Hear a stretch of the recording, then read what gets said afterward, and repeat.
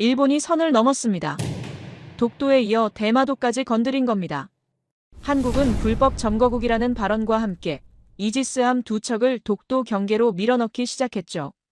전례 없는 충돌, 동북아의 균열. 그러나 한국은 대응하지 않았습니다. 의도적으로 말이죠. 그러자 일본의 민낯이 스스로 드러났습니다. 30년간의 조작, 은폐된 진실, 한국이 지키고 다시 되살려낸 600년의 기록들. 그리고 마침내 미국은 한국의 손을 들어주는 최종 결정을 내렸습니다. 도대체 무슨 일이 벌어진 걸까요? 한국의 침묵 뒤에 숨겨진 전략은 무엇이었을까요? 딱 1초만요. 좋아요와 구독 꾹 부탁드립니다. 워싱턴 DC. 펜타곤 지하 3층 상황실. 뭔가 잘못됐습니다. 회의실 공기가 무겁게 가라앉았습니다. 일본이 독도와 대마도를 동시에 건드렸고 중국이 독도는 한국 땅이라고 공개 발언한 상황. 전례 없는 일이었죠. 그런데 정작 한국은 6시간째 침묵하고 있었습니다. 이 자리에 모인 사람들 모두가 같은 질문을 던지고 있었습니다. 한국은 왜 가만히 있는가? 저는 알렉산더 카터입니다. 26년간 동북아 안보를 분석해온 국방부 전략자문관이죠. 새벽 5시 40분 회의실 문이 열리며 사람들이 속속 들어왔습니다. 국방정보국 국장, CIA 동북아 담당, 합참작전과장, 국무부 법률고문까지. 이 시간에 이들이 한자리에 모인다는 건 심각한 사태가 터졌다는 의미였습니다. 대형 스크린에 첫 번째 브리핑 자료가 떴습니다. 일본 자민당 의원 3명의 발언 기록이었죠. 독도는 역사적으로 일본 고유 영토다. 한국의 불법 점거를 더 이상 용납할 수 없다. 대마도 역시 원래 일본 땅이었다. 회의실이 술렁였습니다. 독도도 모자라 대마도까지 거론한 겁니다. 그것도 단 이틀 사이에요. 국방정보국 국장이 입을 열었습니다. 이게 끝이 아닙니다. 더 있어요. 두 번째 자료가 화면을 채웠습니다. 중국 외교부 대변인의 정례 브리핑 발언문이었죠. 독도는 한국의 고유 영토다. 이는 역사적 사실이며 국제사회가 인정하는 바다. 저는 손에 쥔 펜을 놓칠 뻔했습니다. 중국이 독도 문제에서 한국 편을 든 건 처음이었어요. 아니, 처음 정도가 아니라 상상조차 못한 일이었습니다. 회의실 공기가 더욱 무거워졌습니다. 누군가 작은 목소리로 중얼거렸어요. 중국이 왜 갑자기? CIA 담당관이 브리핑을 이어갔습니다. 일본은 지난 48시간 동안 4차례에 걸쳐 독도 관련 도발 발언을 쏟아냈습니다. 동시에 대마도 영유권까지 주장하기 시작했어요. 중국은 이에 즉각 반응했고 한국은 그가 말을 멈췄습니다. 한국은 6시간째 공식 입장이 없습니다. 이상했습니다. 한국이라면 즉각 대응했어야 정상이에요. 외교부 성명, 국방부 경고, 청와대 논평. 이런 도발에 침묵하는 나라가 아닌데 말이죠. 합참작전과장이 불만 섞인 목소리로 말했습니다. 한국이 겁먹은 거 아닙니까? 일본과 중국을 동시에 상대하려니 부담스러운 거죠. 순간 국무부 법률고문이 날카롭게 반박했어요. 그럴 리 없습니다. 한국 해군의 정보 수집 능력은 우리도 인정하는 수준이에요. 이 정도 상황을 놓칠 나라가 아닙니다. 그럼 뭡니까? 전략적 판단입니까? 모르겠습니다. 하지만 한국이 무능해서 침묵하는 건 절대 아니에요. 회의실이 둘로 갈라지기 시작했습니다. 한쪽에선 일본을 옹호하는 목소리가 나왔어요. 일본은 우리의 핵심 동맹국입니다. 이번 발언도 국내 정치용일 가능성이 크죠. 한국은 과도하게 민족주의적입니다. 작은 바위섬 하나 가지고 왜 이렇게 민감한지 모르겠어요. 반대편에선 한국을 신뢰하는 목소리가 맞섰습니다. 한국의 조선 기술은 세계 1위입니다. 우리 해군도 한국 조선소를 활용하고 있어요. 일본이 과거 문서를 은폐한 사례가 한두 번이 아닙니다. 신중해야 합니다. 그 사이에서 무관심파도 있었죠. 독도요? 또 그 섬입니까? 한국과 일본은 늘 싸워왔어요. 별일 아닙니다. 저는 조용히 자료들을 다시 훑어봤습니다. 일본의 발언 타이밍이 너무 정교했어요. 우연치곤 지나치게 계산된 느낌이었습니다. 그때 국방정보국 국장이 새로운 파일을 열었습니다. 여러분, 이건 보셔야 합니다. 화면에 오래된 문서 하나가 떴어요. 1946년 연합군 최고사령부가 작성한 지령문이었습니다. SCAPIN 677. 저는 이 문서를 알고 있었습니다. 하지만 공식 회의에서 이렇게 명확히 제시된 건 처음이었어요. 국장이 문서의 핵심 문구를 읽어내려갔습니다. 리앙쿠르 암, 즉 독도는 일본 영토에서 제외한다. 한국 행정권 영역에 포함한다. 회의실이 얼어붙었습니다. 미국이 이미 독도를 한국 땅으로 인정했다는 명확한 기록이었어요. 70년도 더 전에 말이죠. 일본 편을 들던 사람들의 얼굴이 굳어졌습니다. 법률 고문은 그래, 이거잖아라는 표정을 지었어요. 저는 손이 떨렸습니다. 왜 우리는 지금까지 이 문서를 회피해왔던 걸까요? 국장이 말을 이었습니다. 이 문서는 비공개 상태로 보관되어 왔습니다.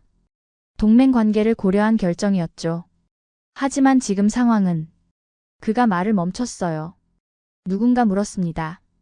그런데 왜 한국은 아무 말도 안 합니까? 이 문서를 들이밀면 끝날 텐데요. 바로 그 질문이었습니다. 한국은 분명 이 문서를 알고 있을 겁니다.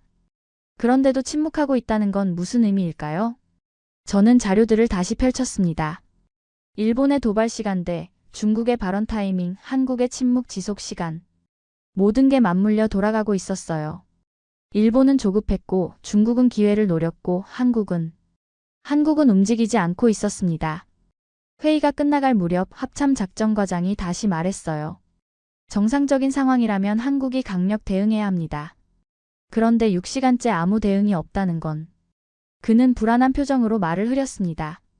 국방정보국 국장이 낮은 목소리로 정리했어요. 두 가지 가능성이 있습니다. 하나, 한국이 두려워서 침묵하고 있다. 둘, 한국이 뭔가 준비하고 있다. 저는 그 순간 확신했습니다. 한국은 두려워하지 않습니다. 제가 26년간 분석해온 한국은 그런 나라가 아니에요. KSS-3 잠수함의 정숙성, 동해 레이더망, 초소형 위성 군집. 한국의 해역 감시 능력은 일본을 능가합니다. 이 정도 상황을 놓칠 리 없어요. 그렇다면 답은 하나였습니다. 한국은 알고 있습니다. 모든 걸 알고 있으면서도 가만히 있는 겁니다. 왜일까요? 회의실을 나서면서 저는 혼잣말처럼 중얼거렸습니다. 이 침묵은 무능이 아니야. 전략이다. 복도는 고요했습니다. 하지만 제 머릿속은 폭풍이었어요. 한국이 상황 전부를 이미 알고 있다면, 일본의 다음 수까지 예측하고 있다면, 중국의 움직임까지 계산하고 있다면, 그렇다면 이 침묵은 약점이 아니라 강점입니다. 저는 결심했습니다. 내가 직접 확인하겠어. 진실은 한국에 있었습니다. 그리고 저는 그 진실을 찾아갈 겁니다. 펜타곤 회의가 끝나고 2시간 뒤 새벽 어둠이 완전히 가시기도 전이었습니다. 저는 사무실로 돌아와 회의 자료를 다시 펼쳤어요. 일본의 발언 기록, 중국의 대응, 한국의 침묵. 퍼즐 조각들이 눈앞에 있는데 그림이 보이지 않았습니다. 그때 암호 채널로 메시지가 떨어졌어요. 일본 해상자위대 구축함, 독도 배타적 경제수역 경계 통과. 시각 오전 7시 23분. 손에 쥔 커피잔이 흔들렸습니다. 일본이 움직인 겁니다. 말로만 도발한 게 아니라 실제로 배를 보낸 거예요. 보고서를 열었습니다. 구축함 한 척이 독도 경계를 아슬아슬하게 스쳐 지나갔다는 내용이었어요. 영해를 침범하지는 않았지만 위협적인 접근이었죠. 문제는 그 다음이었습니다. 한국이 이 사실을 이미 포착했을 겁니다. 분명 모를 리가 없었죠. 그런데도 아무런 조치도 취하지 않았어요. 저는 자리에서 일어나 복도로 나갔습니다. 해군 정보국으로 가야 했어요. 엘리베이터 안에서 생각했습니다. 한국이 놓쳤을 리 없습니다. 미국은 누구보다 한국의 조선 기술을 잘 알고 있어요. 세계 최고의 조선 국가입니다. 우리 해군도 한국 조선소에서 배를 만들죠.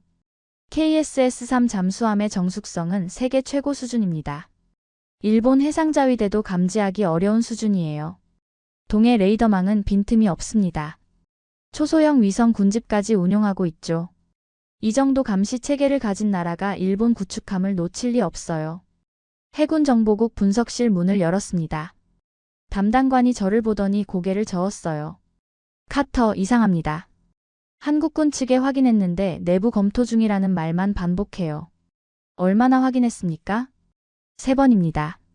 매번 같은 대답이에요. 저는 모니터 앞에 앉았습니다. 한국 해군의 동향 분석 자료가 화면을 채웠어요. 일본 구축함이 접근한 시각, 한국 레이더가 포착한 시각, 그리고 한국군의 대응 시각. 포착과 대응 사이에 공백이 있었습니다. 아니, 공백이 아니었어요. 의도된 지연이었죠. 담당관이 다른 파일을 열었습니다.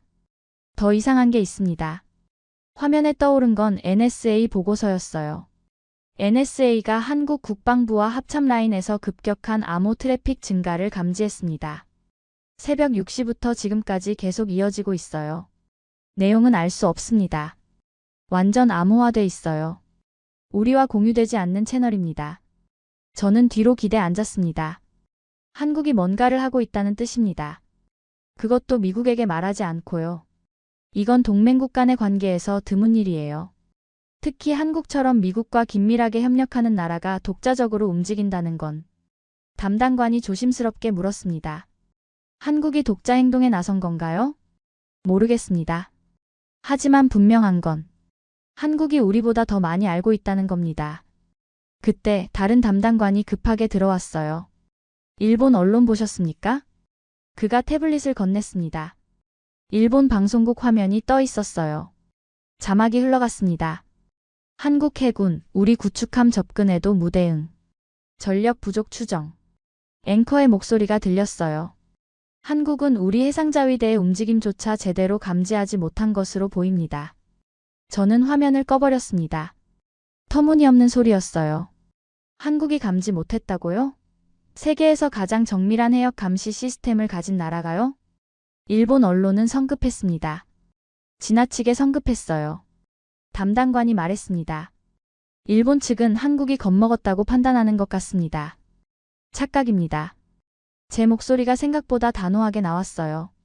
한국은 겁먹지 않았습니다. 참고 있는 겁니다. 사무실로 돌아오는 길에 전화가 울렸습니다. 국방정보국 국장이었어요. 카터, 긴급회에 다시 소집됩니다.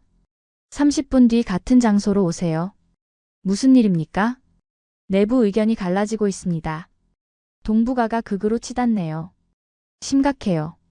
전화가 끊겼습니다. 30분 뒤 다시 펜타곤 지하 상황실. 이번엔 분위기가 달랐어요. 회의실 안 공기가 날카로웠습니다. 일본 중시파와 한국 기술 신뢰파가 정면으로 부딪히고 있었어요. 한국방부 고위 관계자가 목소리를 높였습니다. 일본은 우리의 가장 중요한 동맹국입니다. 이번 사태를 과도하게 해석하면 안 돼요. 반대편에서 해군정보국 분석관이 맞섰습니다. 일본이 중요한 동맹국인 건 맞습니다. 하지만 한국의 정보 정확도는 일본을 능가해요. 이건 우리 내부 평가입니다. 그건 과장입니다. 과장이 아닙니다. 한국 조선소는 우리 해군 함정을 건조하고 있어요. 한국 기술 없이 우리 해군은 유지될 수 없습니다. 회의실이 시끄러워졌어요. 누군가 테이블을 두드리며 말했습니다. 한국이 이렇게 침묵하는 건 능력 부족 때문입니다. 일본 구축함도 제대로 감시 못하잖아요. 저는 참을 수 없었습니다. 그건 사실이 아닙니다. 모두가 저를 봤어요. 저는 천천히 말을 이었습니다. 한국은 일본 구축함을 정확히 포착했습니다. NSA 보고서에도 나와 있어요. 한국군 내부에서 급격한 통신량 증가가 확인됐습니다. 그럼 왜 대응하지 않는 겁니까? 그게 제가 알고 싶은 겁니다. 회의실이 조용해졌어요. 국방정보국 국장이 새로운 자료를 띄웠습니다. 카터 고문 말이 맞습니다. 한국은 알고 있었어요. 화면에 떠오른 건 한국군 통신 분석 그래프였습니다. 일본 구축함이 접근한 시각과 정확히 일치하는 시점에 통신량이 급증했어요. 한국은 실시간으로 파악하고 있었습니다. 그런데도 공식 대응을 하지 않았죠. 한 참모가 물었습니다. 그럼 대체 왜 그런 겁니까? 국장이 답했어요. 두 가지 가능성이 있습니다. 첫째, 한국이 일본의 다음 행동을 기다리고 있다. 둘째, 한국이 이미 대응 계획을 완성했고 타이밍을 재고 있다. 일본 중시파 고위 관계자가 비웃듯 말했습니다. 터무니없습니다. 한국이 그 정도로 치밀할 리 없어요. 그 순간 저는 확신했습니다. 이 사람들은 한국을 모릅니다. 26년간 이 지역을 분석한 저도 이제야 보이기 시작하는데 이들은 과거의 편견에 갇혀 있어요. 회의가 끝났습니다. 결론은 없었어요. 그저 더 지켜보자는 애매한 합의만 있었죠. 복도로 나왔습니다. 해군 정보 분석관이 다가왔어요. 카터, 제 개인 의견입니다만. 그가 목소리를 낮췄습니다. 한국이 뭔가 준비하고 있는 게 맞습니다. 제가 10년간 한국군을 분석했는데 이런 패턴은 처음이에요. 이건 침묵이 아니라 전략입니다. 당신도 그렇게 생각하는군요. 예. 그리고 한 가지 더. 일본은 실수하고 있습니다. 무슨 뜻입니까? 한국을 얕잡아 본 겁니다. 이 바다를 가장 잘 아는 나라는 한국인데 말이죠. 그가 떠났습니다. 저는 창밖을 봤어요. 해가 떠오르고 있었습니다. 결심이 섰습니다. 이 침묵을 이해하려면 한국으로 가야 합니다. 진실은 그곳에 있어요.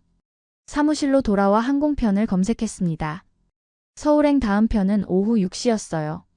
국장에게 전화했습니다. 현장 확인이 필요합니다. 한국으로 가겠습니다. 시기가 좋네요. 우리도 준비하고 있었습니다. 공문 발송하죠. 주한미군 사령부와 협조하세요. 알겠습니다. 전화를 끊고 짐을 쌌습니다. 한국은 뭔가를 알고 있습니다. 일본의 의도, 중국의 계산, 그리고 이 모든 상황의 본질을요. 그리고 저는 그 진실을 직접 확인할 겁니다. 한국의 침묵은 두려움이 아니었습니다. 계산이었어요. 일본은 조급했고 중국은 기회를 노렸고 한국은 모든 걸 보고 있었습니다. 인천공항에 도착한 건 다음날 오후였습니다. 주한미군 사령부에서 나온 연락관이 저를 기다리고 있었어요. 카터 고문님, 한국 국방부에서 브리핑 준비를 마쳤습니다. 어디로 갑니까? 국방부 별관입니다. 지하 분석실이에요. 차는 서울 시내를 가로질러 갔습니다. 창밖으로 보이는 도시는 활기찼어요. 높은 빌딩들 사이로 한강이 흐르고 사람들은 평온한 일상을 살고 있었죠. 하지만 제 머릿속은 여전히 질문으로 가득했습니다. 한국은 정말 모든 걸 알고 있는 걸까요? 국방부 별관에 도착했습니다. 외관은 평범한 사무동처럼 보였어요. 하지만 내부는 달랐습니다. 출입구에서 첫 번째 보안 검색을 받았어요. 금속 탐지기를 통과하고 신분증과 승인 문서를 3번 확인받았습니다. 엘리베이터로 지하 3층까지 내려갔어요. 문이 열리자 또 다른 검색대가 나타났습니다. 그리고 또다시 긴 복도를 따라 걸었어요. 양쪽 벽에는 카메라가 설치돼 있었고 매 10엠마다 철문이 있었습니다. 3번째 철문 앞에서 멈췄어요. 홍채 인식장치가 있었습니다. 한국군 대령 한 명이 우리를 기다리고 있었어요. 환영합니다, 카터 고문님. 저는 해양작전 분석과 김대령입니다. 이렇게 삼엄한 곳인 줄 몰랐습니다. 김대령이 웃었어요. 예. 다만 이곳은 동맹국 협력 차원의 제한적 공간입니다. 작전 통제실 원본 데이터는 아니고 재처리된 실시간 해역 데이터를 보여드릴 수 있어요. 충분합니다. 김대령이 마지막 철문에 카드를 대고 비밀번호를 입력했습니다. 문이 열렸어요. 그 순간 저는 숨이 멎었습니다. 대형 스크린 6개가 천장부터 바닥까지 벽면 전체를 가득 채우고 있었어요. 각 화면마다 다른 데이터가 실시간으로 흐르고 있었습니다. 중앙 스크린엔 동해 전체의 3D 지형도가 떠 있었어요. 수심, 해류, 수온까지 레이어로 표시돼 있었죠. 왼쪽 화면들엔 선박 추적 시스템이 작동하고 있었습니다. 동해를 지나는 모든 선박이 실시간으로 점으로 표시됐어요. 오른쪽 화면들엔 파형 그래프가 출렁이고 있었습니다. 수중음파 감지 시스템이었어요. 김대령이 중앙 콘솔로 다가갔습니다. 여기서부터 시작합니다. 일본 해상자위대 구축함이 독도 배타적 경제수역 경계에 접근했습니다. 그가 콘솔을 조작하자 화면이 확대됐어요. 구축함의 항로가 선명한 빨간 선으로 표시됐습니다. 시간대별 위치가 점으로 찍혀 있었고 각 점마다 속도와 방향이 표시됐어요. 이 데이터는 우리 해군의 여러 감시 체계를 통합한 겁니다. 김대령이 설명을 이어갔습니다. 먼저 레이더 추적이 있습니다. 동해 연안에 배치된 레이더망이 표면 항적을 포착하죠. 여기 이 부분을 보십시오. 화면에 작은 창이 떴어요. 엔진 회전수 변화 그래프였습니다. 구축함은 접근하면서 속도를 3차례 조절했습니다. 처음엔 18노트, 그 다음 14노트, 마지막엔 12노트로 감속했어요. 이건 단순 항해가 아닙니다. 뭔가를 측정하고 있었던 겁니다. 저는 그래프를 뚫어지게 봤습니다. 속도 변화 패턴이 너무 규칙적이었어요. AIS 신호를 여기서 껐습니다. 김대령이 특정 지점을 가리켰어요. 자동 식별 장치를 끈 시각은 오전 6시 58분입니다. 독도 접근 25분 전이에요. 일반적인 선박이라면 이 해역에서 AIS를 끌 이유가 없죠. 그럼 어떻게 추적했습니까? 김대령이 오른쪽 화면을 가리켰습니다. 수중 음파 감지 시스템입니다. 우리는 동해 연안의 음파 탐지 네트워크를 구축했어요. 미국의 SOSUS 시스템과 유사하지만 더 정밀합니다. 파형 그래프가 움직이고 있었어요. 모든 선박은 고유한 음향 특성을 갖습니다. 엔진 소음, 프로펠러 회전음, 선체 진동. 이 모든 게 수중에선 지문처럼 작동하죠. 표면에서 AIS를 꺼도 수중 소음은 숨길 수 없습니다. 그래프에 구축함 음향 패턴이 표시됐어요. 규칙적인 파형이 시간에 따라 변화하고 있었습니다. 우리는 일본 해상자위대 주요 함정의 음향 데이터베이스를 구축했습니다. 이 구축함은 아타 고급으로 확인됐어요. 저는 할 말을 잃었습니다. 이 정도 기술력이라면 동해에서 벌어지는 모든 움직임을 한국이 파악하고 있다는 뜻이었어요. 김대령이 다른 화면을 활성화했습니다. 위성 이미지들이 연속으로 나타났어요. 우리는 초소형 위성 군집을 운용합니다. 동해 상공을 24시간 감시하죠. 이미지가 10분 단위로 바뀌었습니다. 구축함이 접근하는 모습이 마치 영화처럼 이어졌어요.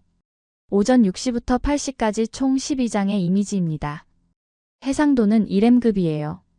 구축함의 갑판까지 선명하게 보였습니다. 그런데 여기를 보십시오. 김대령이 또 다른 화면을 열었어요. 일본 초계기의 비행 패턴이었습니다. 구축함 접근과 동시에 초계기 한 대가 선의 비행을 시작했습니다. P1 해상 초계기예요. 화면에 초계기의 항적이 그려졌어요. 독도 상공 60km 지점에서 타원형으로 비행하고 있었습니다. 비행 패턴이 너무 규칙적입니다. 정찰이라기엔 반복이 과도해요. 팔자 패턴을 정확히 32분 동안 유지했습니다. 저는 전체 그림을 다시 봤습니다.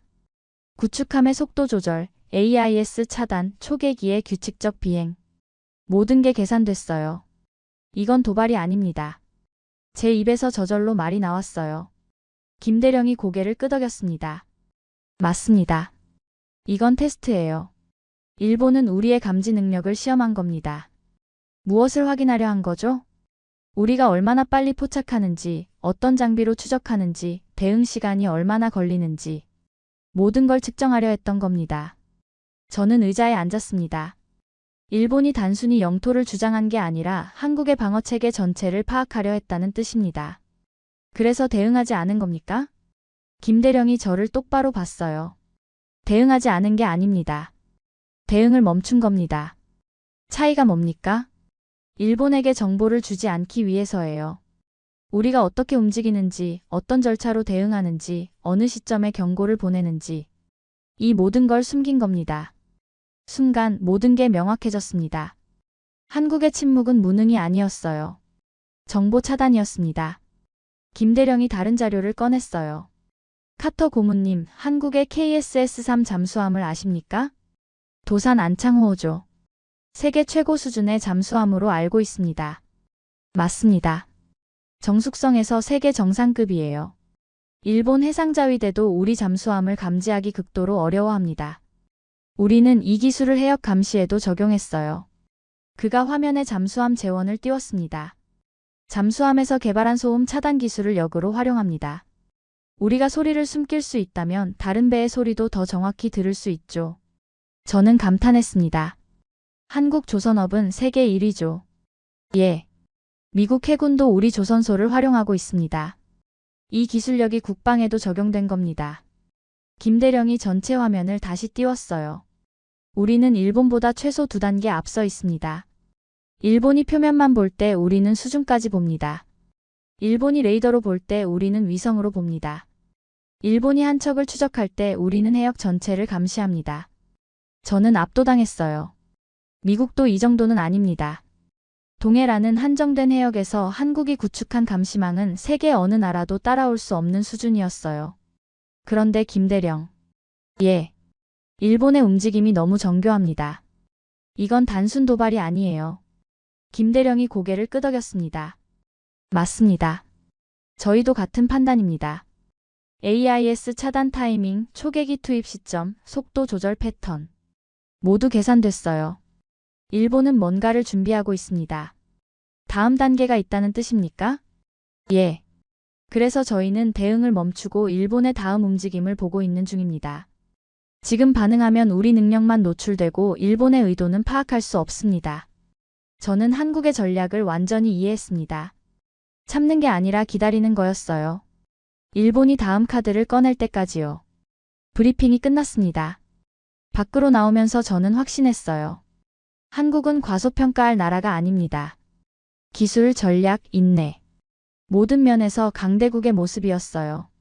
26년간 동북아를 분석했지만 오늘만큼 한국을 제대로 본 적이 없었습니다. 연락관이 물었습니다. 다음 일정은 어떻게 하시겠습니까? 저는 주저없이 대답했습니다. 일본으로 갑니다. 반대편을 확인해야 합니다. 진실의 한쪽은 여기서 봤어요. 이제 다른 쪽을 직접 확인할 차례입니다. 도쿄 하네다 공항. 한국에서 출발한 지 3시간 만이었습니다. 비행기에서 내리는 순간부터 뭔가 이상했어요. 공항 분위기가 무거웠습니다. 일본 외무성 연락관이 저를 기다리고 있었어요. 카터 고문님, 어서 오십시오. 그의 표정이 굳어 있었습니다. 평소 일본 관료들이 보이는 정중한 미소가 없었어요. 차는 도쿄 시내를 달렸습니다. 거리는 깨끗했지만 왠지 공기가 무거웠어요. 뉴스 전광판에선 독도 관련 보도가 계속 흘러나왔습니다. 외무성 건물 앞, 평소보다 경비가 삼엄했어요. 회의실로 들어갔습니다. 3명의 관료가 저를 기다리고 있었어요. 동북아국장, 안보정책과장, 해양 담당관이었습니다. 하지만 그들의 얼굴엔 자신감이 없었어요. 뭔가를 숨기고 있다는 느낌이 들었습니다. 동북아국장이 먼저 입을 열었습니다. 카터 고문님, 이번 사태는 한국의 과민 반응에서 비롯됐습니다. 과민 반응이라고요? 예. 우리는 정상적인 해상훈련을 했을 뿐입니다. 한국이 지나치게 민감하게 반응한 거죠. 저는 가방에서 자료를 꺼냈습니다. 한국에서 받은 데이터였어요. 순간 일본 동북아국장의 얼굴이 굳어졌어요. 옆에 앉은 해양 담당관이 당황한 표정으로 자료를 들여다봤습니다. 그건 일시적인 기술 오류였습니다. 25분간 지속된 오류였습니까? 그것도 독도 접근 직전의 말이죠. 침묵이 흘렀습니다. 안보정책과장이 끼어들었어요. 우리 구축함은 국제해역을 항해했을 뿐입니다. 아무 문제 없어요. 그럼 왜 초계기를 동시에 투입했습니까? 32분간 팔자 패턴으로 선에 비행한 이유가 뭡니까?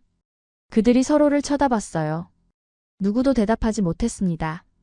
회의가 어색하게 끝났습니다. 방위성으로 이동했습니다. 분위기가 외무성보다 더 경직돼 있었어요. 방위성 작전국장이 브리핑을 시작했습니다. 우리 구축함은 오전 8시 15분에 해당 해역을 통과했습니다. 저는 즉시 메모를 확인했어요. 외무성에서는 7시 23분이라고 했는데요. 작전국장이 당황한 표정을 지었습니다. 아, 그건 출발 시각일 겁니다. 출발지에서 해당 해역까지 52분이면 도착한다는 말입니까? 거리상 불가능합니다. 그가 옆에 있던 부관과 급하게 속삭였어요. 제가 다시 확인해 보겠습니다. 저는 가져온 자료를 펼쳤습니다. 한국군이 제공한 구축함 항로 지도와 일본 방위성 자료를 나란히 놓았어요. 항로가 완전히 달랐습니다. 일본 측 지도에는 구축함이 독도에서 훨씬 멀리 떨어진 경로로 표시됐어요. 하지만 한국 데이터는 경계선을 아슬아슬하게 스친 접근을 보여줬죠. 이 지도가 정확합니까? 제가 일본 측 지도를 가리키며 물었습니다. 작전국장이 지도를 보더니 잠시 말을 잃었어요. 그의 손이 미세하게 떨리고 있었습니다. 이건 공식 기록입니다. 그럼 한국 측 데이터는 틀렸다는 겁니까? 수중음파 감지, 위성 이미지, 레이더 추적이 모두 일치하는 데이터인데요. 침묵이 흘렀습니다. 한국 측이 잘못 봤을 수도 있죠. 하지만 그의 목소리엔 확신이 전혀 없었어요. 회의를 마치고 복도로 나왔습니다. 저는 혼란스러웠어요. 외무성과 방위성이 서로 다른 이야기를 하고 있었고 둘 다 한국 데이터와 맞지 않았습니다. 뭔가 잘못됐어요. 그때 누군가 제 팔을 가볍게 잡았습니다. 돌아보니 중년의 일본인 남성이었어요. 방위성 소속인 듯 보였지만 명찰은 없었습니다. 그가 낮은 목소리로 말했습니다. 카터 고문님이시죠? 잠깐 이야기할 수 있을까요? 누구십니까? 신분은 밝힐 수 없습니다. 하지만 당신이 진실을 찾고 있다면 저를 따라오세요. 저는 주저했습니다. 그가 다시 말했어요. 이제는 말해야 할 때입니다. 더 이상 숨길 수 없어요. 우리는 건물 밖 주차장으로 걸어갔습니다. 주차장 구석진 곳에 세워진 검은색 세단. 그가 차문을 열고 뒷좌석에서 가방을 꺼냈어요. 밀봉된 두꺼운 봉투였습니다. 이걸 보십시오. 일본은 이래선 안 됩니다. 봉투를 받아 열었습니다. 문서 뭉치가 나왔어요. 최소 200장은 됐습니다. 첫 장을 펼치는 순간 저는 숨이 막혔습니다. 독도 영유권 주장 관련 내부 문서 수정 이력 1995만 2024. 손이 떨렸습니다. 두 번째 페이지를 넘겼어요. 1999년 회의록이었습니다. 원본에는 이렇게 적혀 있었어요. 독도에 대한 한국의 실효 지배는 1954년 이후 지속되고 있으며 국제법상 재반론이 어려운 상황임. 그런데 그 문장에 빨간 펜으로 X표가 쳐져 있었어요. 옆에 손글씨로 적혀 있었습니다. 이 부분 삭제. 일본의 역사적 권한이 명백함으로 수정. 다음 장을 넘겼습니다. 2003년 외교부 내부 보고서였어요. 1965년 한일협정 관련 문서 중 독도 조항 40년 봉인 결정. 아래에 메모가 있었습니다. 불리한 내용 포함. 공개 시 한국 측 입장 강화 우려. 제 손이 떨렸습니다. 일본이 자국에 불리한 문서를 의도적으로 숨겼다는 명백한 증거였어요. 세 번째 문서. 2008년 지도 수정 지시서였습니다. 메이지 시대 제작 지도 중 독도가 조선 영역으로 표기된 12건에 대해 일반 공개 금지. 그 아래 첨부된 이미지가 있었어요. 오래된 일본 지도였는데 독도가 명확히 조선 쪽에 그려져 있었습니다. 하지만 그 위에 스탬프가 찍혀 있었어요. 비공개 처리 완료. 분노가 치밀어 올랐습니다. 왜곡이었습니다. 명백한 역사 왜곡이었어요. 손이 떨려서 페이지를 제대로 넘기기 힘들었습니다. 2015년 문서, 위안부 관련 자료 중 군 개입 증거 53건 비공개 결정. 2017년 문서, 강제징용 피해자 명부 일부 누락 처리 보상 규모 축소 목적. 2019년 문서, 독도 관련 서양 고지도 중 한국 영역 표기 국보에 대해 박물관 전시 제외. 제 입술이 바짝 말랐습니다. 30년간 계속된 조작이었어요. 불리한 자료는 감추고 유리한 자료는 만들어냈습니다. 마지막 문서. 2023년 외무성과 방위성 합동회의록이었습니다. 대미 제공 자료는 수정본으로 통일. 원본 제공 시 일본 입장 약화 우려. 저는 봉투를 꽉 쥐었습니다. 미국도 속였습니다. 동맹국까지 속여왔던 겁니다. 이게 전부 진짜입니까? 제 목소리가 떨렸어요. 그가 고개를 끄덕였습니다. 30년간 계속됐습니다. 외무성과 방위성이 함께 진행했어요. 저도 그 일부였습니다. 왜 지금 이걸 주는 겁니까? 그가 창밖을 봤어요. 그의 눈엔 괴로움이 담겨 있었습니다. 일본이 잘못된 길로 가고 있습니다. 거짓 위에 세운 주장은 언젠가 무너져요. 그 전에 누군가는 진실을 말해야 합니다. 미국도 속였습니다. 동맹을 배신한 겁니다. 알고 있습니다. 그래서 당신에게 이걸 주는 겁니다. 미국이 알아야 합니다. 일본이 얼마나 깊이 거짓말을 해왔는지. 그가 차에서 내렸습니다. 더 이상 연락하지 마십시오. 이 문서면 충분할 겁니다. 그는 건물 안으로 사라졌어요. 저는 차 안에 혼자 남아 문서들을 다시 펼쳤습니다. 30년간의 거짓말, 의도적인 은폐, 역사의 왜곡. 일본은 진실을 묻어왔습니다. 국민에게도, 세계에게도, 동맹국에게도요. 호텔로 돌아와 문서를 하나하나 스캔했어요. 펜타곤에 보낼 보고서를 작성해야 했습니다. 하지만 먼저 확인하고 싶은 게 있었어요. 한국으로 전화했습니다. 김대령이 받았어요. 카터 고문님, 무슨 일이십니까? 한국은 일본의 문서 조작을 알고 있었습니까? 잠시 침묵이 흘렀습니다. 의심하고 있었습니다. 공개된 정황은 여러 건 있었어요. 공개된 정황이요? 김대령이 천천히 말했습니다. 제가 오늘 받으신 그 문서에 나온 조작들을 모두 인지하고 있었죠. 모든 게 이해됐어요. 한국은 알고 있었습니다. 일본이 거짓말하고 있다는 걸요. 하지만 공개된 정황만으로는 조작을 입증할 수 없었어요. 그래서 조심스러울 수밖에 없었던 겁니다.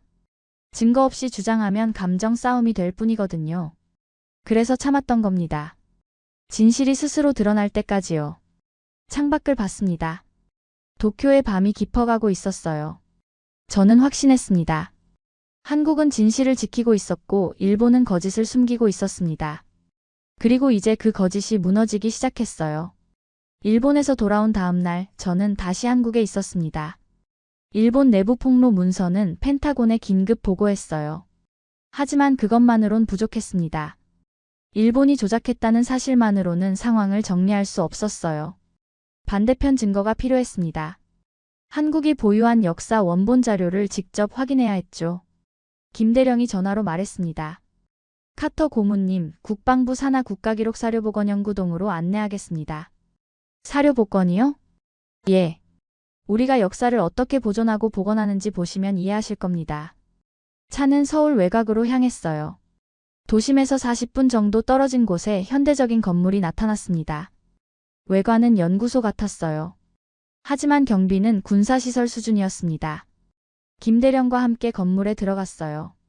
여긴 단순한 보관소가 아닙니다. 손상된 역사 자료를 과학적으로 복원하는 곳이에요. 과학적으로요? 예. AI 이미지 분석, 화학 감식, 모든 기술을 동원합니다. 복도를 따라 걸었습니다. 벽면에는 복원 전후 사진들이 전시돼 있었어요. 찢어진 고문서가 완벽하게 복원된 모습, 번진 먹물이 선명한 글씨로 되살아난 장면, 흐릿한 지도가 정밀한 이미지로 변환된 사례들. 이 모든 게 가능한 겁니까? 보시면 압니다. 큰 문 앞에 섰습니다. AI 복원 연구실이라는 표지판이 붙어 있었어요.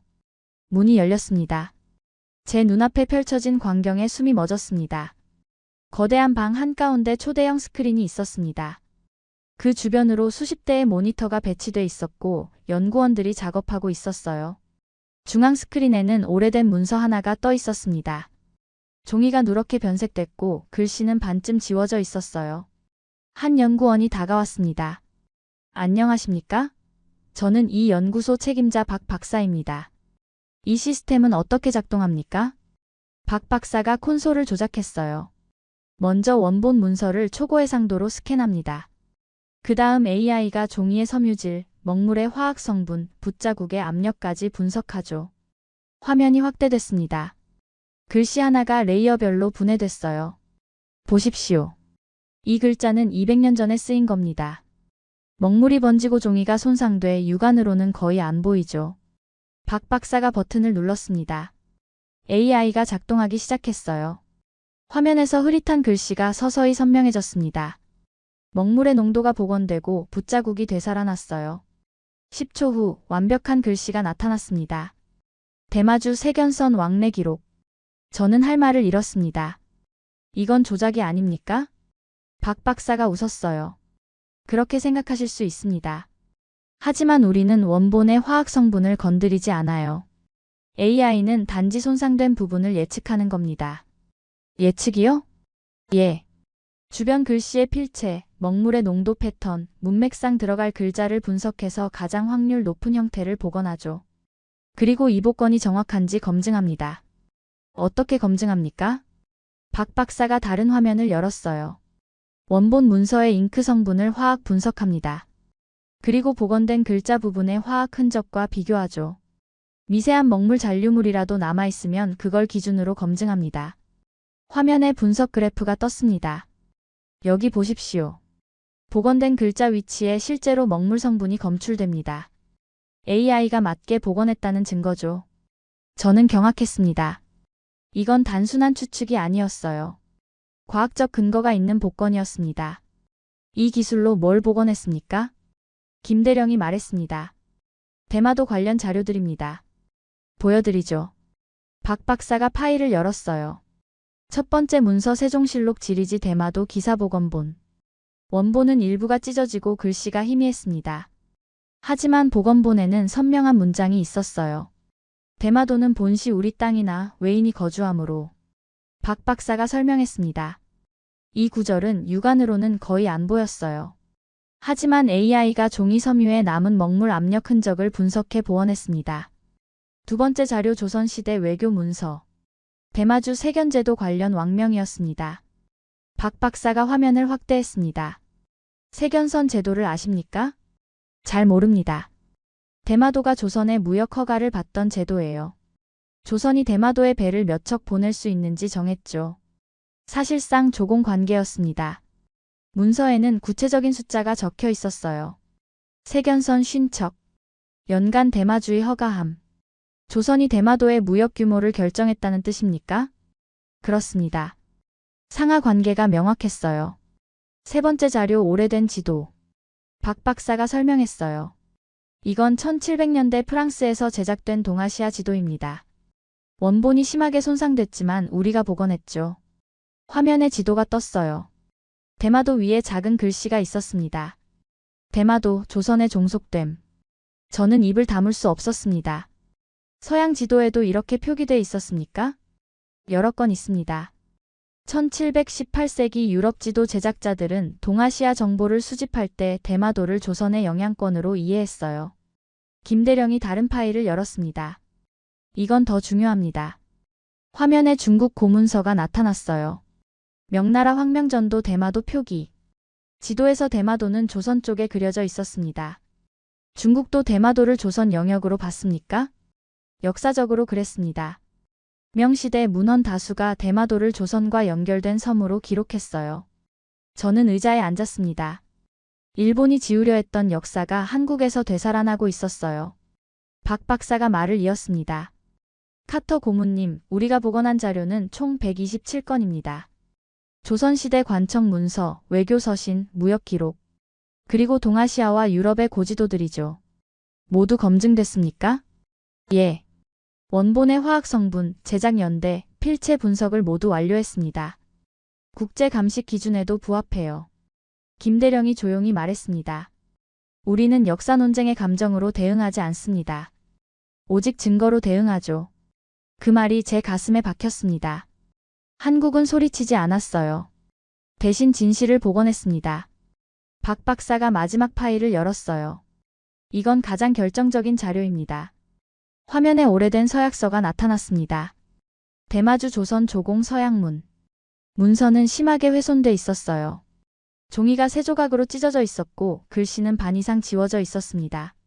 이 문서는 5년 전 한 사찰 창고에서 발견됐어요. 하지만 너무 손상돼서 읽을 수 없었죠. 박 박사가 복원 과정을 실행했습니다. AI가 찢어진 조각들을 맞춰갔어요. 종이 찢어진 단면을 분석해서 원래 위치를 찾아냈습니다. 그 다음 흐릿한 글씨를 복원했어요. 30초 후 완벽한 문서가 나타났습니다. 대마주, 조선국의 세견선을 청하며 매년 조공을 약속함. 아래에 대마도 영주의 서명이 있었어요. 저는 손이 떨렸습니다. 이건 국제사회에 공개됐습니까? 아직입니다. 하지만 준비는 끝났어요. 김대령이 말했습니다. 카터 고문님, 이제 이해하시겠습니까? 한국이 왜 침묵했는지요? 저는 고개를 끄덕였습니다. 증거가 필요했던 거군요. 완벽한 증거가요. 그렇습니다. 감정으로 싸우면 끝이 없어요. 하지만 증거로 말하면 진실은 명확해집니다. 저는 연구실을 둘러봤습니다. 이곳에서 한국은 역사를 되살리고 있었어요. 일본이 감추려 했던 진실을 과학으로 증명하고 있었습니다. 박 박사가 마지막으로 말했습니다. 고문님, 한국은 역사를 보관한 게 아닙니다. 복원해낸 거예요. 일본이 지운 것을 우리가 되살렸죠. 그 순간 저는 확신했습니다. 한국은 이 문제에서 한 번도 거짓말한 적이 없었어요. 진실을 지키고 증명하고 되살렸을 뿐이었습니다. 밖으로 나오면서 김대령이 물었습니다. 다음 단계를 아십니까? 국제 검증이겠죠. 맞습니다. 이제 세계가 판단할 차례입니다. 저는 하늘을 올려다봤어요. 한국은 준비돼 있었습니다. 완벽하게요. 워싱턴 DC로 돌아온 건 일주일 후였습니다. 저는 한국과 일본에서 수집한 모든 자료를 정리했어요. 한국의 AI 복권 사료 127건, 일본 내부 폭로 문서 30년치, 한국군 감시 데이터, 일본의 조작 증거들, 책상 위에 쌓인 파일들을 보며 생각했습니다. 이제 미국이 판단할 차례예요. 국방부 장관실에서 전화가 왔어요. 카터, NSC 긴급회의가 소집됐습니다. 당신이 브리핑하게 될 겁니다. 언제입니까? 내일 오전 9시. 백악관 상황실입니다. 전화가 끊겼습니다. 손이 떨렸어요. 국가안보회의 긴급 소집. 제26년 경력에서 가장 중요한 순간이 올 겁니다. 다음 날 아침 백악관 서관 지하 상황실. 입구 경비가 삼엄했어요. 신분증을 3번 확인받고 들어갔습니다. 회의실은 생각보다 작았어요. 타원형 테이블에 15개 자리. 한 명씩 들어오기 시작했습니다. 국방부 장관, 국무부 차관, CIA 국장, NSA 대표, 합참의장, ONI 해군정보국장, 국무부 동아시아 담당 차관보. 미국의 안보외교 최고 위층이었어요. 대형 스크린 앞에 제 자리가 준비돼 있었습니다. 국가안보보좌관이 회의를 시작했어요. 동부가 긴급 상황 평가를 시작하겠습니다. 카터 고문이 한국과 일본 현장 조사 결과를 보고합니다. 저는 자리에서 일어났습니다. 지난 3주간 한국과 일본을 직접 방문해 자료를 수집했습니다. 오늘은 양측 자료를 객관적으로 비교 평가하겠습니다. 스크린에 첫 슬라이드가 떴어요. 먼저 한국 측 자료입니다. 한국 국방부 분석실에서 본 데이터가 나타났습니다. 11월 일본 구축함의 독도 접근을 한국군은 실시간으로 포착했습니다. 수중음파 감지, 위성 추적, 레이더 로그가 모두 일치합니다. ONI 국장이 물었어요. 데이터 신뢰도는 확인했습니까? 예. 우리 해군과 교차 검증했습니다. 정확도는 99.7%입니다. 국방부 장관이 고개를 끄덕였어요. 다음 슬라이드. 한국은 127건의 역사 사료를 복원했습니다. 조선시대 문서들, 대마도 조공 기록, 서양 고지도가 화면을 채웠어요. 이 자료들은 AI 복원 기술로 처리됐습니다. 원본의 화학 성분을 분석하고 손상 부분을 과학적으로 복원한 겁니다. CIA 국장이 끼어들었습니다. AI 복원이라. 조작 가능성은 없습니까? 검증했습니다. 복원된 글자 위치에서 실제 먹물 화학 성분이 검출됐어요. AI는 이미 존재하는 흔적을 되살린 것 뿐입니다. 스크린에 복원 과정 영상이 재생됐어요. 찢어진 문서가 맞춰지고 흐릿한 글씨가 선명해지는 장면. 국무부 차관이 감탄했습니다. 인상적이군요. 한국의 기술력은 우리 예상을 넘어섭니다. 제가 말을 이었어요. 이제 일본 측 자료를 보겠습니다. 분위기가 바뀌었습니다. 일본 외무성과 방위성에서 받은 자료입니다. 일본이 제공한 구축함 항로 지도가 나타났어요. 한국 데이터와 비교하겠습니다. 두 지도가 나란히 떴습니다. 항로가 완전히 달랐어요. 일본 측 지도는 구축함이 독도에서 멀리 떨어진 경로를 보여줍니다. 하지만 한국 데이터는 경계선 바로 옆 접근을 기록했어요. 합참의장이 물었습니다. 시간대는요? 일본 외무성은 오전 7시 23분이라 했습니다. 방위성은 8시 15분이라 했어요. 같은 사건인데 시간이 52분 차이 납니다. 회의실이 술렁였어요. 그리고 이게 가장 중요합니다. 저는 일본 내부 폭로 문서를 띄웠습니다. 독도 영유권 주장 관련 내부 문서 수정 이력. 회의실이 조용해졌습니다. 페이지를 넘겼어요. 회의록 원본과 수정본이 나란히 표시됐습니다. 빨간 펜으로 그어진 삭제 표시. 손글씨로 적힌 이 부분 수정 지시. 국무부 동아태 차관보가 앞으로 몸을 기울였어요. 이 문서는 어디서 입수했습니까? 일본 정부 내부 인사입니다. 신원은 보호해야 합니다. CIA 국장이 말했습니다. 우리 쪽에서도 검증했습니다. 진본입니다. 다음 슬라이드. 2008년 지도 수정 지시서였어요. 메이지 시대 제작 지도 중 독도가 조선 영역으로 표기된 12건을 비공개 처리했습니다. 그 다음 1965년 한일협정 문서 중 불리한 조항 40년 봉인. 또 다음, 위안부강제징용 자료 다수 누락 처리. 저는 마지막 슬라이드를 띄웠어요. 2023년 외무성방위성 합동회의록입니다. 대미 제공 자료는 수정본으로 통일이라고 적혀 있습니다. 침묵이 흘렀습니다. 국무부 차관이 손을 들었어요. 하지만 일본은 우리의 핵심 동맹국입니다. 이 문제를 어떻게 다뤄야 할지 CIA 국장이 끼어들었습니다. 동맹이라고 해서 거짓말을 용인할 순 없습니다. 정보 신뢰는 동맹의 기반입니다. 분위기가 기울기 시작했어요. 국무부 동아태 차관보가 마지막으로 반론을 시도했습니다. 그래도 일본과의 관계를 고려해야 합니다. 공개적으로 일본을 비판하면 합참의장이 잘라 말했어요. 우리는 진실을 기준으로 판단합니다. 정치적 고려는 그 다음입니다. 국가안보보좌관이 회의를 정리했습니다. 투표하겠습니다. 한국 자료가 일본 자료보다 신뢰할 만하다고 판단하는 분. 12명이 손을 들었어요. 반대 2명. 기권 1명. 결정됐습니다. 국가안보보좌관이 저를 봤어요. 카터 고문 보고서 작성하십시오. 제목은 한일 독도 분쟁 관련 자료 신뢰도 평가입니다. 결론은 한국 측 자료가 과학적 역사적 근거에서 우세함으로 하겠습니다. 알겠습니다. 이 보고서는 대통령께 직접 브리핑됩니다. 그리고 그가 목소리를 낮췄어요. 일본 측에 비공개 메시지를 보내겠습니다. 더 이상의 무리한 도발을 용납하지 않는다고요. 회의가 끝났습니다. 저는 창밖을 봤어요. 공식 발표는 없을 겁니다. 언론도 모를 거예요. 하지만 미국의 입장은 바뀌었습니다. 완전히요.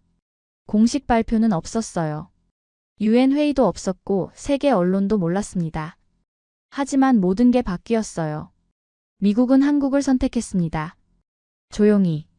하지만 확실하게요. 창밖으로 포토맥 강이 보였습니다. 진실은 이렇게 승리하는 거였어요. 요란하지 않게. 하지만 확실하게요. 일본에서 이상한 일들이 벌어지기 시작했습니다. 일본 내부가 흔들리고 있었어요.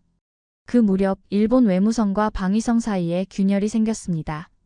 외무성이 먼저 성명을 냈어요. 독도 관련 보도는 방위성 책임입니다. 우리는 외교 채널만 담당했습니다. 같은 날 오후 방위성이 반박했습니다.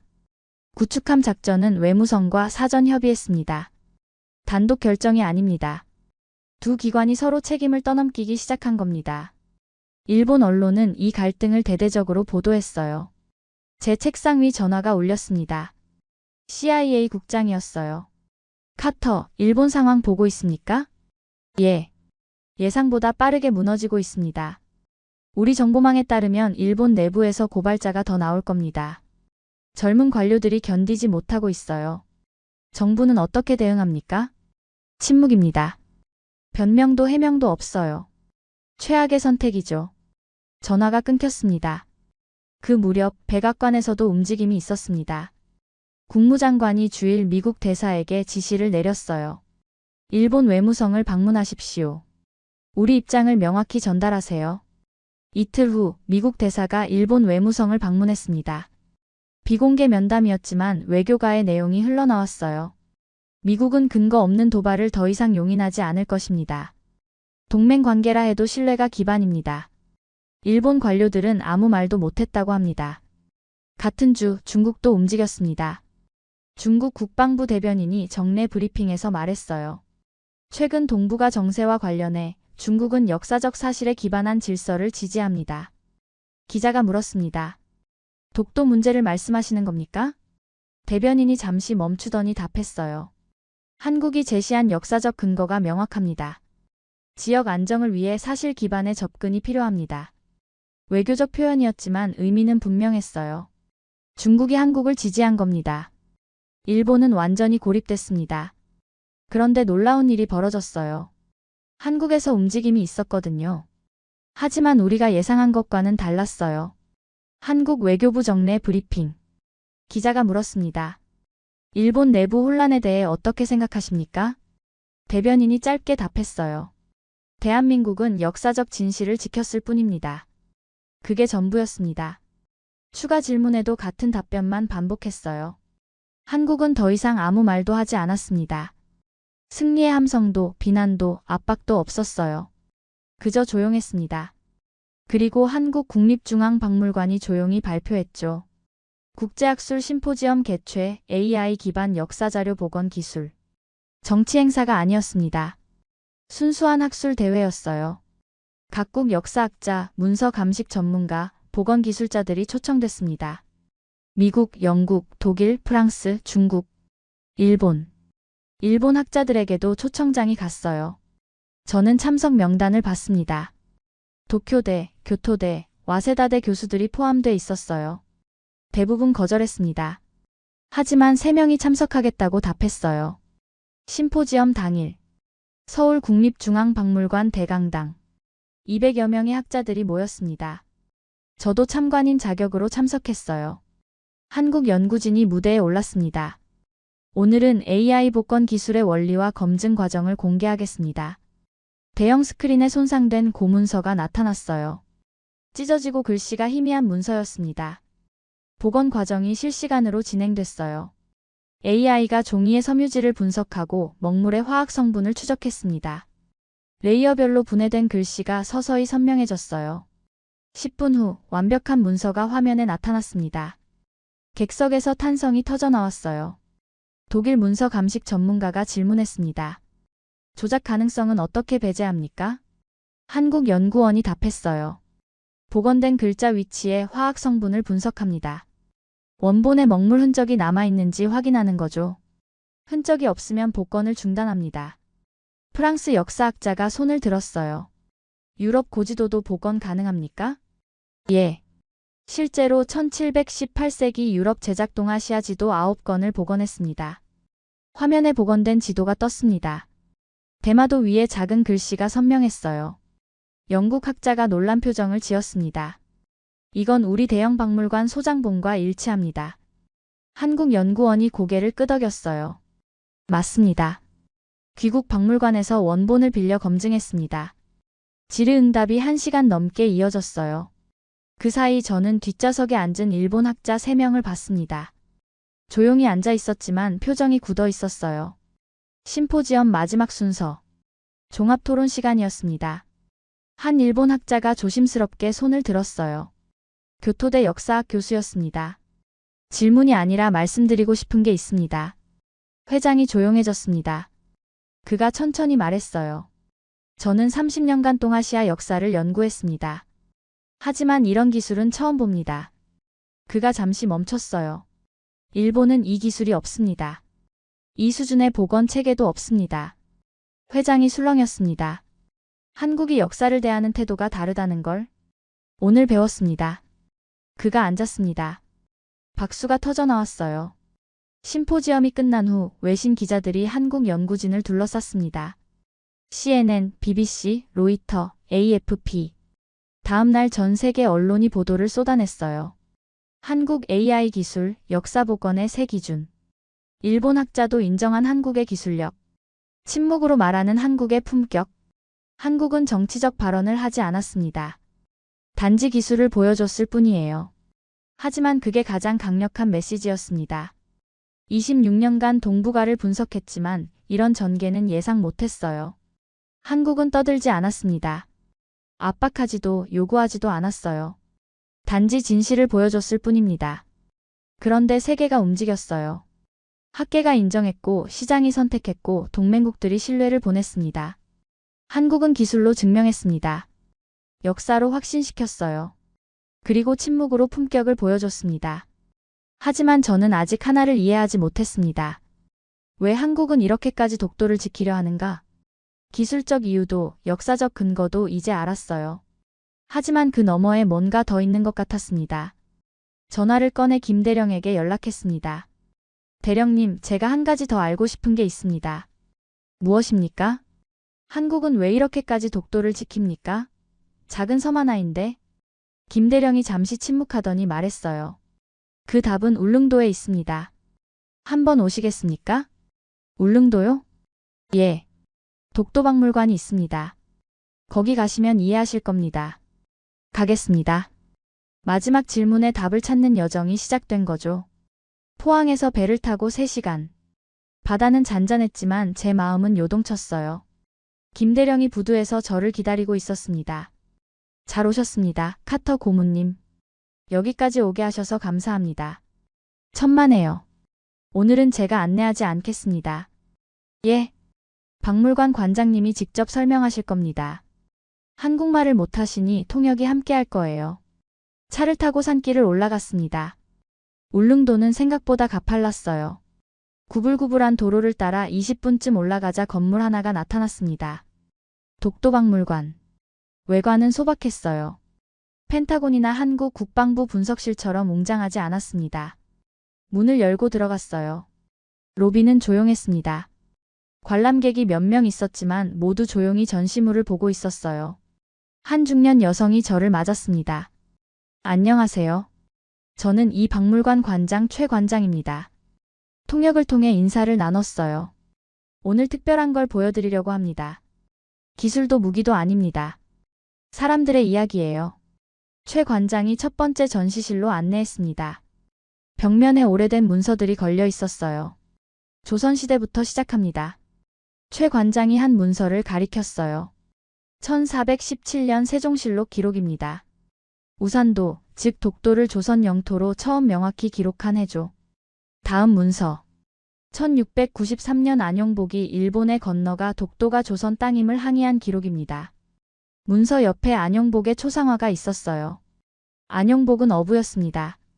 관직도 없는 평범한 사람이었어요. 하지만 일본 어부들이 독도에서 고기를 잡는 걸 보고 참지 못했죠. 목숨 걸고 바다를 건너 일본 막부에 항의했습니다. 저는 초상화를 바라봤어요. 평범한 얼굴이었습니다. 그는 관료가 아니었지만 독도를 지켜야 한다고 생각했어요. 그게 500년 전 이야기입니다. 다음 전시실로 이동했습니다. 벽면의 사진들이 빼곡했어요. 1950년대입니다. 최 관장이 한 사진을 가리켰어요. 흑백 사진 속에 작은 배 한 척이 보였습니다. 홍순칠 선생입니다. 독도 의용수비대를 만든 분이죠. 의용수비대요? 예. 1953년 일본이 독도에 접근하자 민간인들이 자발적으로 수비대를 만들었어요. 정부 지시가 아니었습니다. 스스로 결정한 겁니다. 다음 사진. 젊은 남자들이 독도 바위 위에 서 있었어요. 낡은 옷을 입고 총을 들고 있었습니다. 이들은 몇 달씩 독도에 머물렀어요. 폭풍이 와도 식량이 떨어져도 병이 나도 버텼습니다. 최 관장의 목소리가 낮아졌어요. 1954년 태풍이 왔습니다. 파도가 10m였어요. 구조 요청이 왔지만 배가 접근할 수 없었습니다. 수비대원들은 바위에 매달려 밤을 버텼어요. 사진 아래 일기장이 전시돼 있었습니다. 8월 15일. 태풍. 파도가 우리를 집어삼킬 것 같다. 하지만 여기를 떠날 수 없다. 이 섬은 우리 땅이다. 제 손이 떨렸습니다. 다음 전시실. 19만 6070년대입니다. 벽면에 더 많은 사진이 걸려 있었어요. 울릉도 어민들이 독도에 가서 고기를 잡았습니다. 하지만 폭풍이 자주 왔어요. 독도 주변 바다는 위험합니다. 한 사진에 침몰한 배가 보였어요. 1967년 어선 한 척이 독도 인근에서 좌초됐습니다. 승무원 5명이 독도에 표류했어요. 다음 사진. 독도 경비대원들이 구조활동을 하는 장면이었습니다. 경비대가 폭풍 속에서 구조에 나섰습니다. 한 경비대원이 파도에 휩쓸렸지만 어민 5명 모두 살렸어요. 최 관장이 또 다른 문서를 보여줬습니다. 이건 그때 경비대장이 쓴 보고서입니다. 우리는 독도를 지키는 것이 아니다. 독도에서 사람을 지키는 것이다. 저는 숨을 멈췄습니다. 다음 전시실로 갔어요. 현대로 넘어왔습니다. 1980년대부터 지금까지입니다. 벽면에 컬러 사진들이 걸려 있었어요. 독도에서 근무하는 경비대원들, 파도를 맞으며 순찰하는 모습, 좁은 숙소에서 생활하는 장면. 경비대원들은 보통 6개월씩 독도에 머무릅니다. 가족과 떨어져 있어요. 폭풍이 오면 본토와 연락도 끊깁니다. 한 사진이 눈에 들어왔어요. 젊은 경비대원이 일기를 쓰고 있었습니다. 옆에 일기장이 전시돼 있었어요. 2015년 11월. 폭풍이 사흘째다. 파도가 숙소까지 덮친다. 무섭다. 하지만 여기가 내 자리다. 최 관장이 마지막 전시실로 안내했습니다. 중앙에 큰 나무 패널이 서 있었어요. 패널에 글씨가 새겨져 있었습니다. 독도는 땅이 아니라 우리의 시간이다. 저는 그 앞에 서서 한참을 바라봤습니다. 최 관장이 조용히 말했어요. 카터 고문님, 한국이 지킨 건 영토가 아닙니다. 그럼 뭡니까? 존재의 이유예요. 안용복부터 지금 경비대원까지 500년 동안 사람들이 목숨 걸고 지켜온 이유입니다. 이해가 안 됩니다. 최 관장이 창밖을 가리켰어요. 저 멀리 바다 너머로 독도가 희미하게 보였습니다. 저 섬은 작습니다. 경제적 가치도 크지 않아요. 하지만 저 섬을 포기하는 순간 한국은 500년간 지켜온 사람들을 배신하는 겁니다. 안용복이 목숨 걸고 항의한 이유, 의용수비대가 폭풍을 버틴 이유, 경비대원이 지금도 거기 있는 이유. 모든 시간을 부정하는 겁니다. 저는 다시 나무 패널을 봤어요. 독도는 땅이 아니라 우리의 시간이다. 그 순간 모든 게 이해됐습니다. 한국이 지킨 건 섬이 아니었어요. 500년 동안 이어진 사람들의 의지였습니다. 한국은 기술로 증명하고 역사로 확신시켰지만 진짜 힘은 여기 있었어요. 포기하지 않은 사람들의 시간이었습니다. 저는 천천히 고개를 숙였습니다. 밖으로 나왔을 때 해가 기울고 있었어요. 김대령이 물었습니다. 이해하셨습니까? 예. 이제 압니다. 무엇을요? 한국이 왜 이렇게 강한지요. 김대령이 웃었어요. 미사일이 많아서가 아닙니다. 포기하지 않는 사람들이 있어서예요. 저는 바다를 바라봤습니다. 26년간 동북아를 분석했습니다. 수많은 보고서를 썼고 수백 번 회의에 참석했어요. 하지만 오늘만큼 명확하게 본 적은 없었습니다. 한국은 진실의 국가였습니다. 거짓으로 싸우지 않고 증거로 말했어요. 승리의 순간에도 품격을 잃지 않았습니다. 그리고 가장 중요한 건 500년 동안 포기하지 않았다는 겁니다. 워싱턴으로 돌아가는 비행기 안에서 저는 마지막 보고서를 썼습니다. 제목 한국의 힘, 진실, 기술, 그리고 시간. 결론 부분에 이렇게 적었어요. 한국이 독도를 지키는 이유는 영토 때문이 아니다. 500년간 이어진 사람들의 의지를 지키기 위해서다. 이것이 한국이 강한 이유이며 미국이 신뢰해야 하는 이유다. 비행기 창밖으로 태평양이 펼쳐졌습니다. 저는 확신했습니다. 진실은 결국 이긴다고요. 그리고 한국은 그 진실을 지키는 나라라고요. 기술로 증명하고 역사로 확신시키고 침묵으로 품격을 지킨 나라. 500년 동안 단 하루도 포기하지 않은 사람들의 시간. 일본이 감추려 했던 진실은 결국 드러났고 한국이 지켜온 진실은 세계가 인정했습니다. 독도는 작은 섬입니다.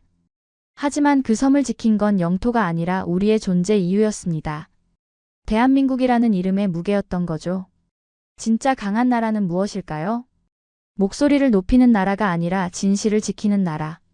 떠드는 나라가 아니라 증명하는 나라. 복수하는 나라가 아니라 품격을 잃지 않는 나라. 대한민국은 그런 나라였습니다. 진실은 침묵 속에서도 빛나고 품격은 조용히 세계를 움직입니다. 한국이 지켜온 500년의 시간, 그리고 앞으로 이어질 우리의 미래를 생각하게 한 오늘의 사연을 함께 해주셔서 감사합니다. 지금까지 우인스의 수진이었습니다. 오늘도 끝까지 함께 해주셔서 정말 감사합니다. 수진이랑 우인스 다음에도 함께해요. 오늘도 행복한 하루 되세요. 사랑합니다. 우인스 우리들의 이야기